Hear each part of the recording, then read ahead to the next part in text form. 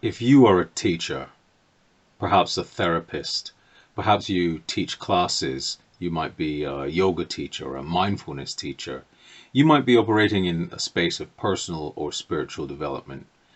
One of the most potent assets you have at your disposal is the power of the story. In this video, we're going to just explore why that is so powerful for helping your students to learn and contextualize what you're expressing, but also we're going to use a live example and breaking it down in a simple way so you can learn how to create your own teaching story.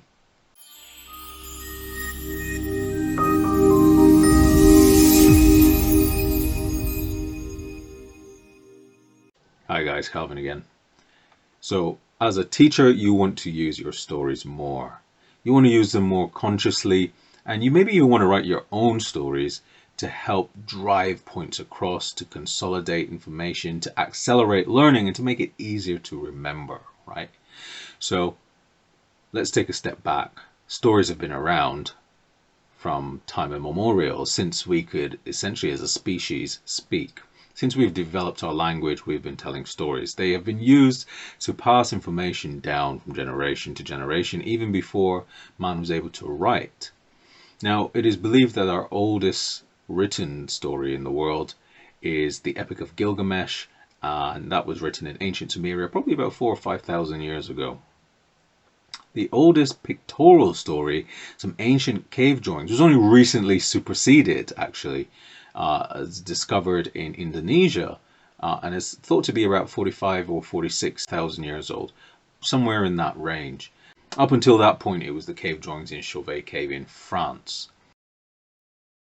But what we're saying here, stories have been with us from time immemorial and have been used for teaching and getting information across and storing information for future generations. Okay, so as you know, I work in two areas of stories. The stories we're telling ourselves, that's the mindful component, and the stories we're telling the world, how we express that outwardly, right? In this video, we're going to look a little bit deeper into the outward expression, but also what kinds of stories are helpful for that learning, and particularly fables or recounting of historical events. Now, there is an old fable that I want to talk about today. It was adapted by a man called Joseph Anthony, and it's called The Elephant and the Frog. And one day, an elephant was in the water just eating his sticks, while a frog was sat there watching him on a leaf, and the elephant was happy as anything. And as he was frolicking and splashing, just enjoying these leaves and these sticks, one of them fell into the water. Of course, now he's lost his stick, and he's splashing and he's splashing and he's splashing. He's trying to get this stick. So the frog says, "What are you doing?" And the elephant says, "Oh, I want to get my stick back. You know, I want to get my favorite meal, and I need to find it." And the frog says, "Be still." The elephant says, "What are you talking about? Be still. This is my favorite meal." And he's trying to get, and as more and more he fights to get this stick back, the more sediment comes into the water, and of course, the less he's able to see. So the frog, speckled in green and gold, says, "Be still." And then the elephant is now getting even more agitated, more annoyed. He says, "I need to find my stick." One more time then, the frog says, "Be still. Be as still as the mountain and breathe." As the elephant listens to the frog, he begins to stand still. So why would I want to do that? I need my stick. And before he even knew it, the sediment in the water started to settle. And of course, with that settling of the sediment came greater clarity. In a few moments, he was able to see his stick. And he grabbed his stick, and he was happy to be back with his favorite meal. That story really brings to life the richness of the truth about living as mankind, and how we get into a frenzy when we think we've lost something, whether it's something, an object, a physical, tangible thing that we want, or whether it's something else that we've lost, as Anthony said, maybe our temper, maybe we've lost our cool or patience. But if we are able to be still and breathe in that moment, then we will be able to see clearly. So let's look at that story then, and look at the elements that are in that fable that you will also be able to see you can use for your own fable development. Now, before we do that, why do these things even work the way they do? Why do children's stories already have so many animals to convey moral teachings, or proverbs seem to personify other species and things? It is because it activates the human imagination.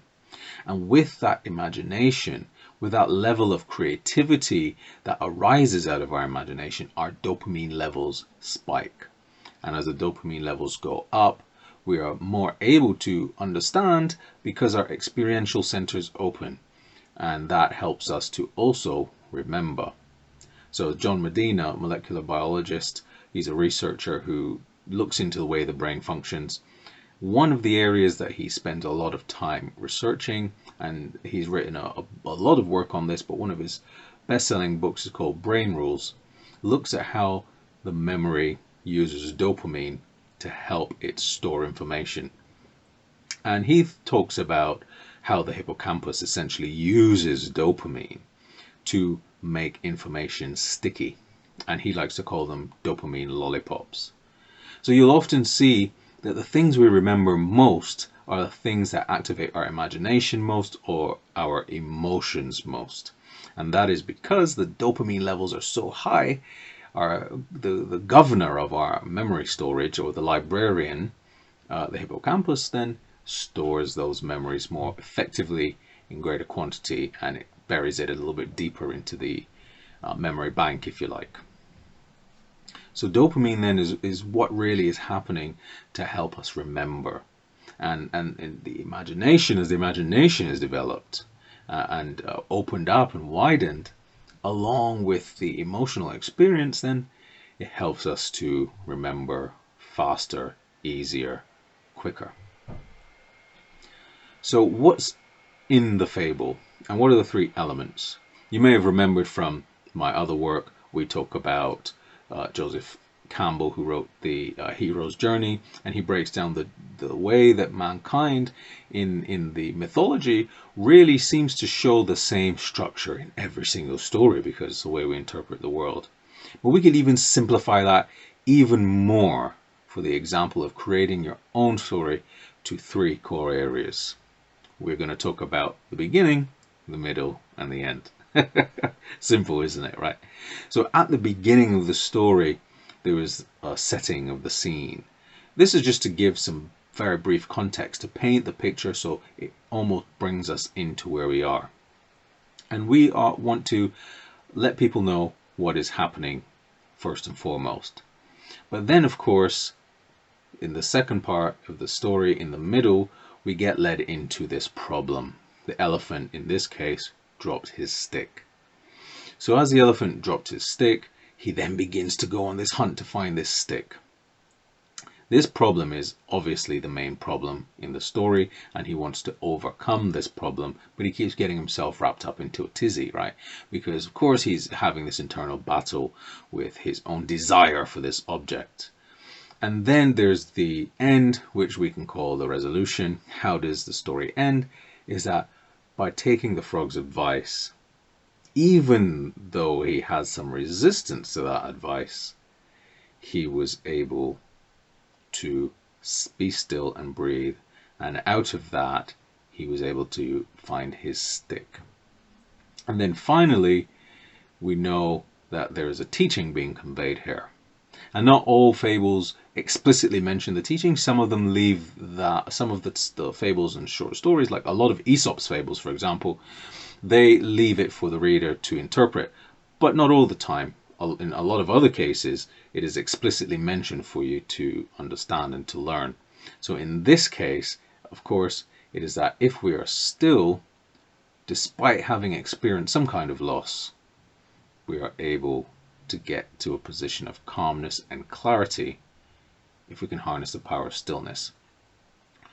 So writing your stories then It's all about those phases. We want to know the beginning, and that's going to be setting the scene. The middle, that's going to be the introduction of the problem. The resolution, that's essentially the end of the story. What happens at the end to get over this challenge, and then what was the moral teaching out of it.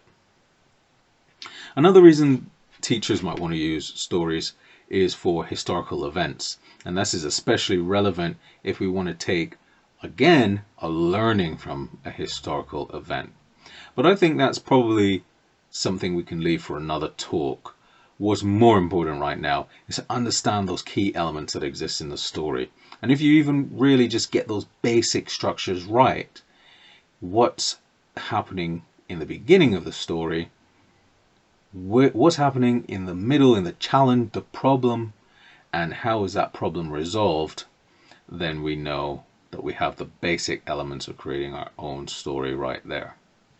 So stories for teaching then, really powerful tool in the arsenal. It is synonymous with learning. We interpret all of our experience in the form of a story, and the narrator is us. We are the narrator of the experiences, and these are not just about our whole life, but they're about how we explain our experience of our life to others and how we want to convey information to people who we're teaching. Thank you so much for watching my video. Please like if you found it useful, subscribe, share, and if there's anything you want me to talk about in a future video, leave it in the comments below. See you next time. Bye for now.